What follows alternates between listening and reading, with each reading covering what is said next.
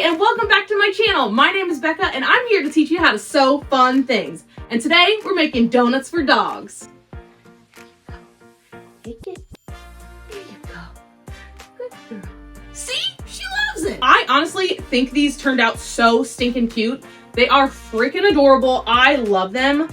And they really weren't that hard to make, honestly. I think if you're a beginner sewer, you can do it with the right confidence. You got this. Just follow along. I almost forgot. I actually made printable patterns. I mean, it's pretty simple. But if you want, there's the smaller size and the larger size. You can print them out if you want, and it'll be a lot easier for you. You're welcome. Anyways, if you're interested in this, please consider subscribing because I'm going to make tutorials all the time or whenever I feel like it. And if you want me to make something specific, just put it in the comments and I might just do it.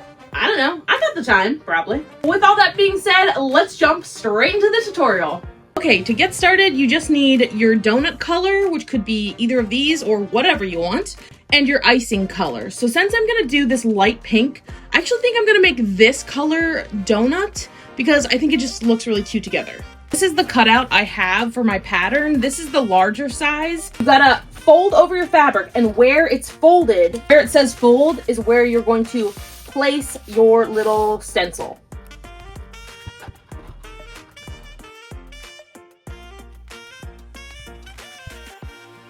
So there is our top piece of our donut right here. Now technically you could do the same thing twice because you're gonna need 2 cuts of it, but I personally think it's easier to open this side up.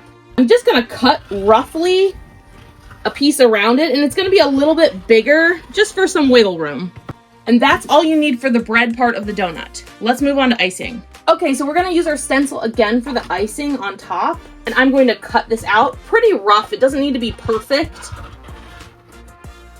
And then I'm not gonna cut this center bit, just leave it whole. This is all the cuts you need for this entire project. The icing and 2 pieces of the dough, and that's it. I'm gonna take these to my iron really quick and just press them so they look nice and crisp.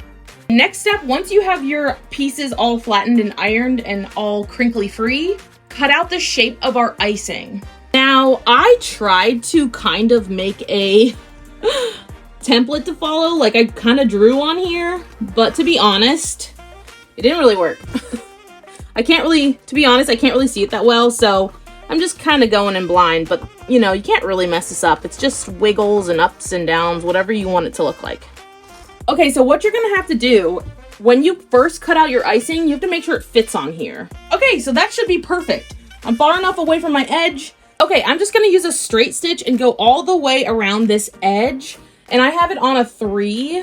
And you can match your thread to the color of your icing, but since this is so light, I think the white's gonna look fine, so we'll just go with it.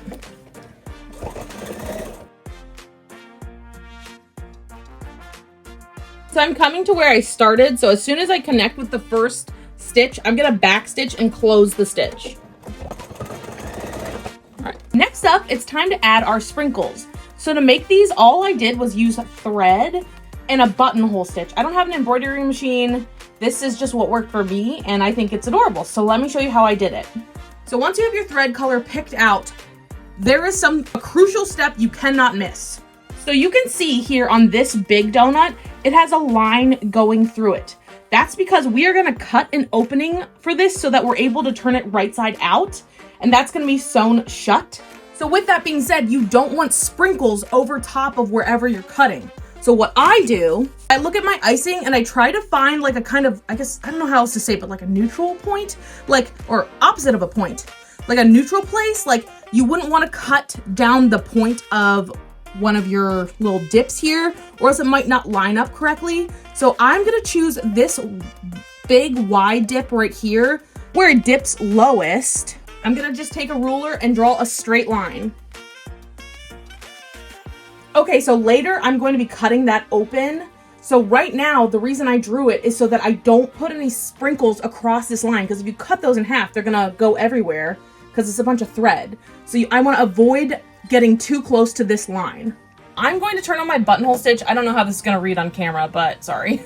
So I'm gonna shorten the length of my stitch to like a 6, and then the width of my stitch, I'm gonna do a 4.5 because I want it kind of chunky sprinkles for the bigger donut. For the smaller donut, I did a 3.5, and also a 6. So keep that in mind. Now literally place your sprinkles any way you want. I'm gonna do my first stitch right here.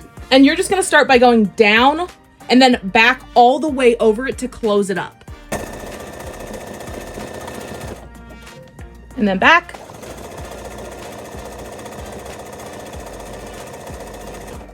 So I'm not even gonna take this off the machine all the way. I'm just gonna move this around. Oh, and the other important thing I forgot to mention, the inside circle. So you can't put sprinkles on here. So we don't wanna cut this open yet. So just keep that in mind when you're sewing. Don't go over this edge. You can get close to it, but so just avoid the center and avoid this yellow line.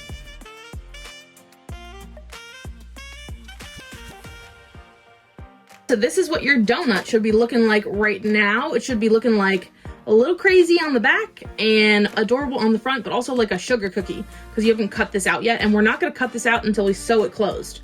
So next step, this yellow line that I drew, I'm going to cut that open right now. You can use your rotary cutter. I'm just gonna use my scissors. I'm just gonna cut straight down this line to the center. It's like this on the back. Next step is to take our bottom piece, and then this is my right side. This is my wrong side. So with right side facing up, I'm going to take my donut and I'm going to lay it on the center of this.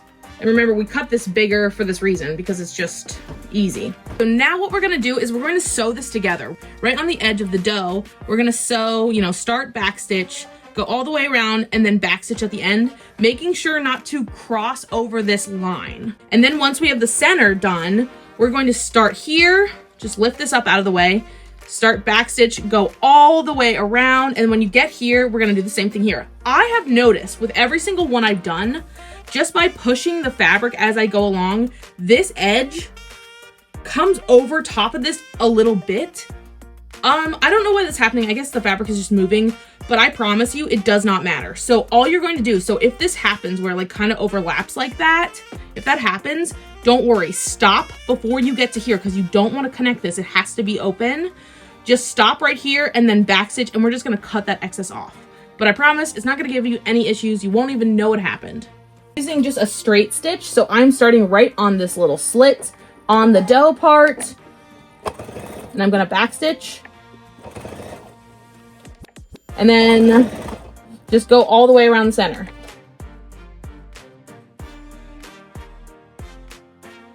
And then right to the end and backstitch.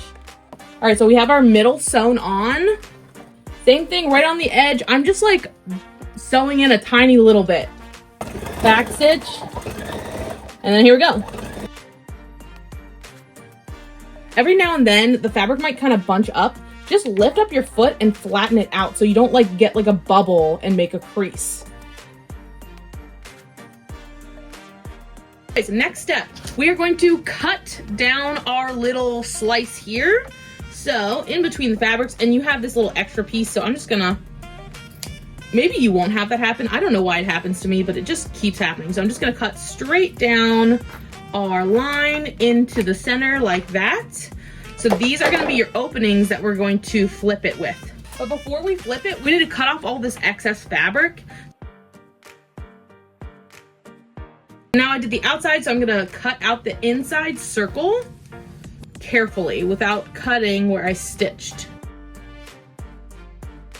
This is what we should be looking like. I know you might be thinking, why do I have to leave this open to flip it? Well, in my test run, I had this as one piece and I had a hole here, and then guess what? When you have something sewn in the center, you can't flip through the side because it's impossible. You can't. So the only way to do this, or at least the only way I found, is to leave a little pocket and just flip it right side out. So I'll show you how to close it up once we flip it. So let's do that now. If you've done everything correctly so far, this is what your donut should be looking like. Super cute. Now, obviously with this cut that we have, we don't want raw edges at all. So I'm gonna show you how to sew this up. This is honestly probably the trickiest part of the whole thing. It's kind of a pain in the butt, but it's not terrible. I don't know. Okay, so what we want to do, we want to sew this together, but in two different parts. First with the machine, and then to close it completely, hand stitch. So what you're gonna do is you're gonna take your little donut and you're gonna fold it in so that the icing is touching each other like this.